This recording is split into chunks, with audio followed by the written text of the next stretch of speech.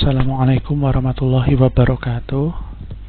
Selamat pagi menjelang siang buat teman-teman dari kelas 11 IPS SMA Muhammadiyah Barat. Perkenalkan, saya Agung Prananto, mahasiswa PLP, yaitu Pengenalan Lingkungan Persekolahan dari Universitas Ahmad Dahlan. Pada kesempatan kali ini saya mendapatkan amanah dari Bu Siti Suprihatin selaku pengampu mata pelajaran Pendidikan Akidah Akhlak. Nah, pada kesempatan kali ini kita akan membahas terkait kedudukan dan fungsi Al-Quran dan kitab-kitab Allah Subhanahu wa Ta'ala. Tentunya ini sangat penting karena berkaitan erat dengan salah satu rukun iman yang kita yakini di dalam hati kita, yaitu Al-Quran. Kurang lebih yang bisa kita pahami dalam tanda kutip adalah surat cinta dari Allah Subhanahu wa Ta'ala untuk kita. Di dalamnya banyak petunjuk, peringatan, dan kabar gembira. Karena Allah ingin kita ada di jalan yang benar dan tidak tersesat di jalan yang salah. Ini tidak lepas dari fungsi Al-Quran yang menjadi pedoman hidup kita dan penyempurna dari kitab-kitab sebelumnya. Dengan pelajari ini, tentunya kita diharapkan menjadi generasi yang Rabbani, yang mampu membimbingkan Al-Quran sebagai cahaya dan petunjuk menuju Allah Subhanahu wa Ta'ala. Al-Quran sendiri memiliki pengertian secara bahasa, yaitu bacaan. Sedangkan menurut istilah, Al-Quran merupakan kalam Allah atau wahyu Allah yang diturunkan kepada manusia melalui perantara Rasulullah SAW secara mutawatir, merupakan mukjizat dan membacanya menjadi ibadah. Dimulai dari surat Al-Fatihah dan ditutup dengan surah An-Nas.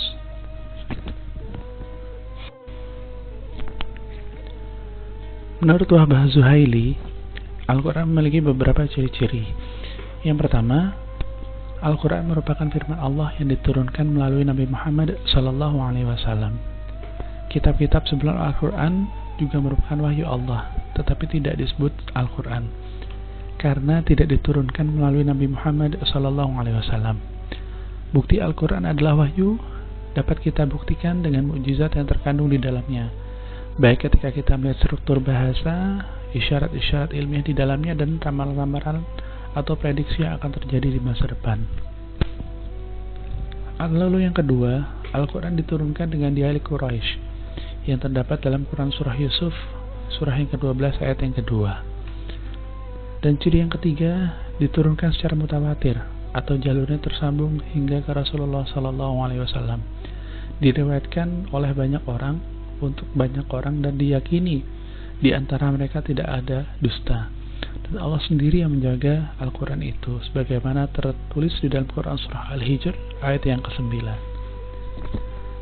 Dan membaca Al-Quran mendapatkan pahala setara dengan 10 kebaikan di setiap hurufnya, yang termaktub dalam hadis riwayat At-Tirmidzi nomor hadis 2910.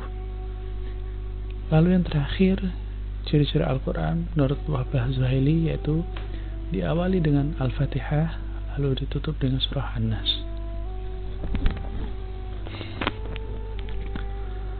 Kedudukan Al-Quran di dalam kehidupan ini tentunya perlu kita ketahui. Yang pertama, tentunya Al-Quran adalah mukjizat Nabi Muhammad SAW. Di samping itu, Al-Quran menjadi sumber hukum pertama, yang primer, dan yang paling utama sebagai rujukan. Karena hukum-hukum yang lain bisa saja keliru, tapi jika sesuatu itu sudah tertulis dalam Al-Quran, maka hukum yang ada di dalam Al-Quran menjadi rujukan utama dalam kita memutuskan berbagai macam perkara. Lalu yang ketiga, Al-Quran ini kedudukan berlaku untuk seluruh umat hingga akhir zaman. Jadi setelah Al-Quran tidak ada kitab-kitab yang lain, karena Al-Quran adalah kitab yang terakhir yang diturunkan melalui Nabi kita, Nabi yang terakhir yaitu Nabi Muhammad SAW. Dan Al-Quran memiliki sifat al-haq, mengandung kebenaran mutlak tanpa keraguan dan tidak terbantahkan isinya, dan dibuktikan dengan fakta dan kejadian yang nyata, di mana pada saat dulu tidak ada teknologi yang mumpuni. Apa yang ada di dalam Al-Quran bisa kita lihat beberapa bukti bahwasanya info yang disampaikan Al-Quran bahkan sebelum ada teknologi itu terbukti hingga saat ini. Misalkan ada api yang tidak padam oleh air, nah itu bisa kita lihat di lautan ya, itu ada banyak gunung berapi di dalam lautan, sekitaran banyak itu bisa kita temui di lautan Pasifik atau Samudra Pasifik. Nah itu api yang menyala di gunung itu yang ada di bawah air itu tidak padam. Nah itu salah satu buktinya. Di samping banyak bukti yang seperti gunung itu menjadi pasak atau menjadi patok ya kalau bahasa Jawanya, itu ternyata terbukti bahwasanya gunung itu seperti menancap seperti paku.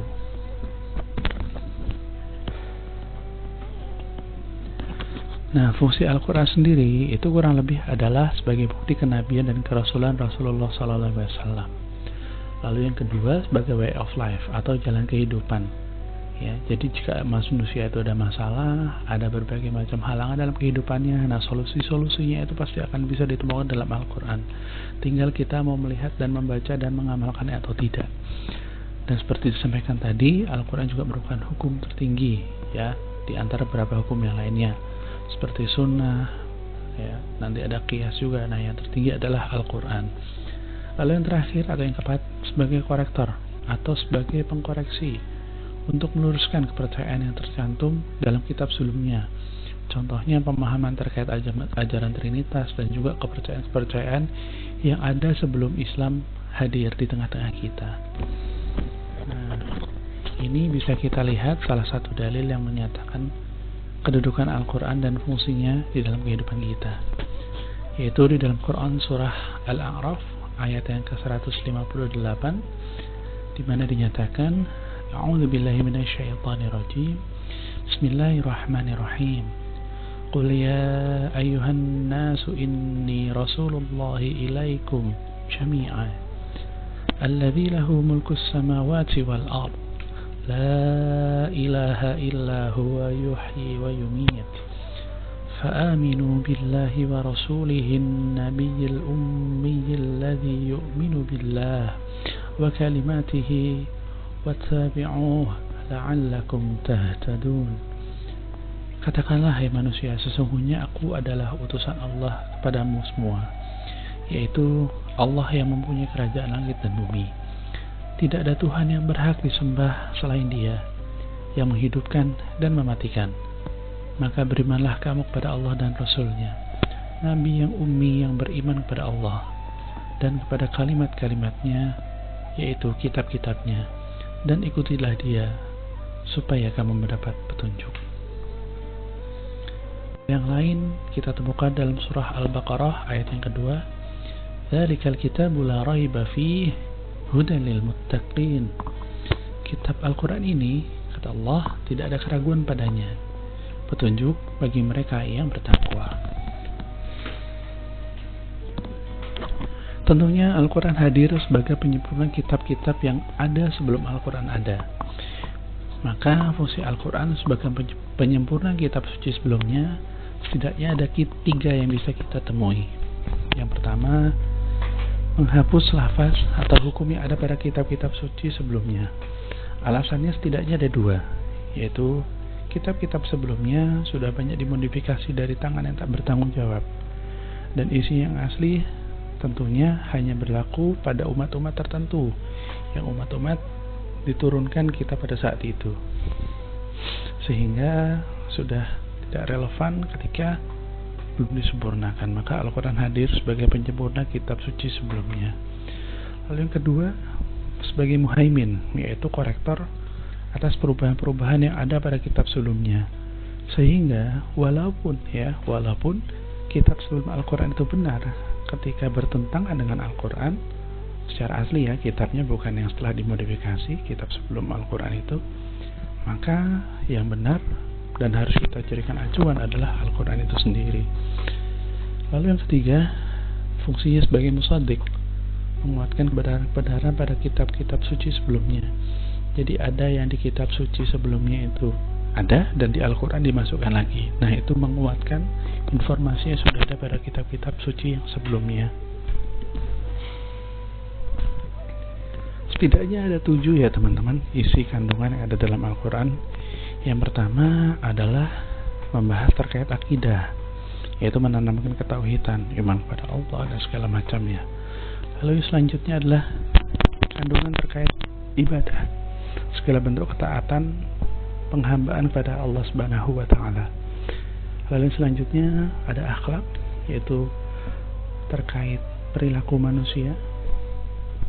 Ada hukum-hukum ya, segala macam hukumnya lengkap, mulai dari hukum fikih, baik itu ibadah, baik itu muamalah.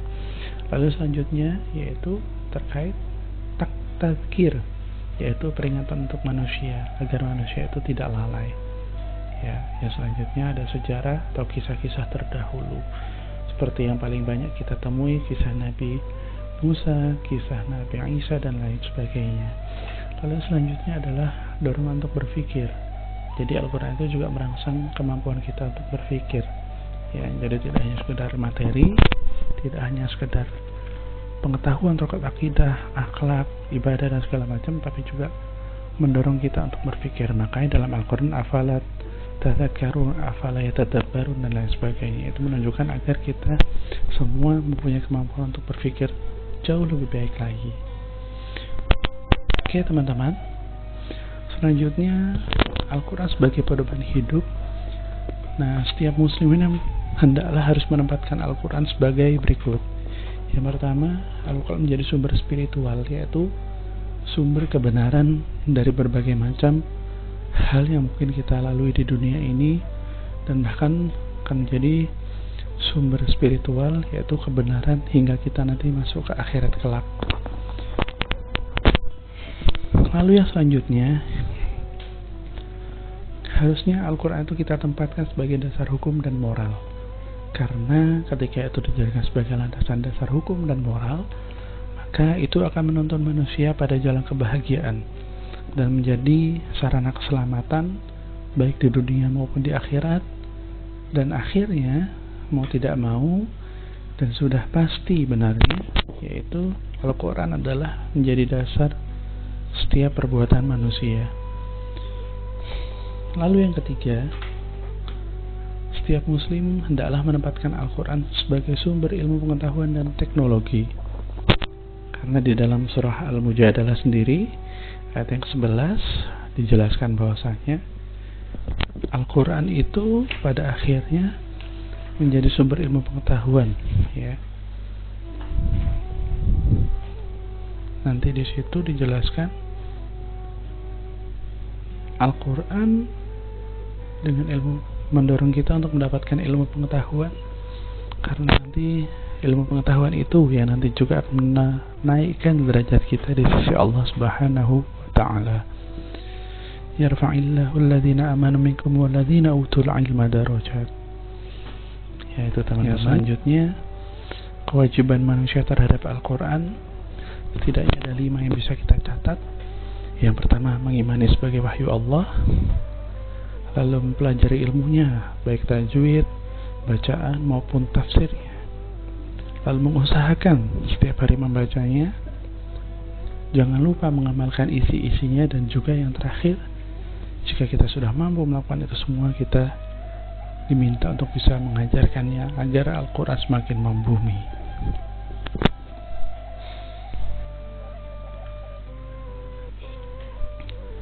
Al-Quran sebagai pedoman hidup setidaknya bisa kita ambil beberapa hikmahnya.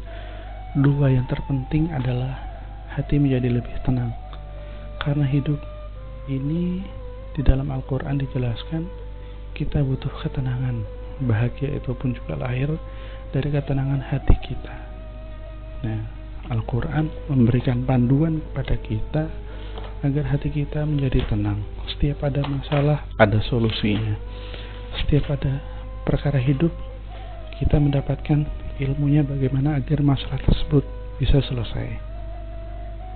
Dan tentunya ketika masalah-masalah itu bisa selesai, hati kita bisa menjadi tenang. Dengan dijadikannya Al-Quran sebagai pedoman hidup, maka ia akan menjadi obat dan penawar hati yang gelisah. Yang kedua, jelas hidup kita menjadi lebih terarah, karena Allah cinta kepada kita maka bukti cinta Allah yaitu adalah Al-Quran. Karena agar kita tidak tersesat langkah dan tergelincir ke dalam neraka, maka Allah sampaikan petunjuk-petunjuknya, ya, indikator-indikatornya agar kita bisa terhindar dari neraka dan kita bisa masuk ke dalam surganya. Dan kita tentunya berharap semua dari kita mendapatkan kemampuan untuk bisa masuk ke dalam surganya. Amin ya rabbal alamin. Oke, terima kasih teman-teman di materi yang singkat ini. Semoga bermanfaat dan jangan lupa ada tugas ya teman-teman. Ada 5 soal.